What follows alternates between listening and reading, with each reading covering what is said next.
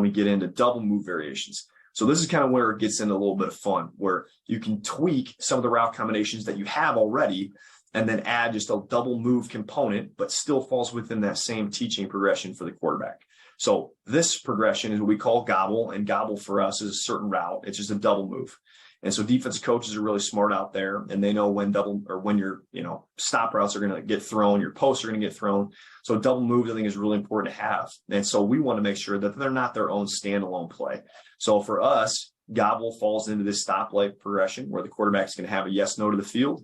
If he has it, great. Ball's going to come out in rhythm. If not, he's going to scan inside out to the boundary. So this is just a very easy add-on double move. It adds on to a pre-existing route combination. But for the quarterback, it's not new. As soon as he goes, okay, stoplight concept, great. I got you, Coach Chapin. My eyes are going to be the field first, and then I'm going to scan inside out to the boundary. I love our quarterbacks. It's always kind of this fun progression where early on, it's like their eyes are really wide open. And then it kind of turns into a certain point where they get bored in meetings at a certain point, like before a season actually starts. And you're like, okay, now we've actually got somewhere. We want it to be boring because that means that they have now become comfortable with what they're doing. They feel a ton of confidence in their read progressions. And now it's time to go let them spin the football. So this is just an example of it. Okay, it's 11 personnel, hard play action shot. We're motioning field to boundary, snapping as the guy's 1 yard past the center.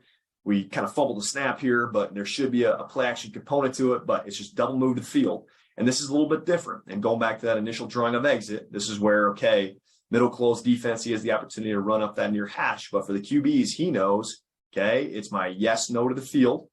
If it's by the time I get to top of my drop, if it's a green light, ball's going to come out right now. So we're not taking sacks, ball's going to come out right now. And then all of a sudden, if he's not covered, if we get rotation that way, for instance, on this play, well, now my eyes are going to scan inside out to the boundary. I've done this a million times. First day of spring ball, first day of fall camp. Maybe I didn't run this exact route combination, but I sure as hell went through this exact same read progression.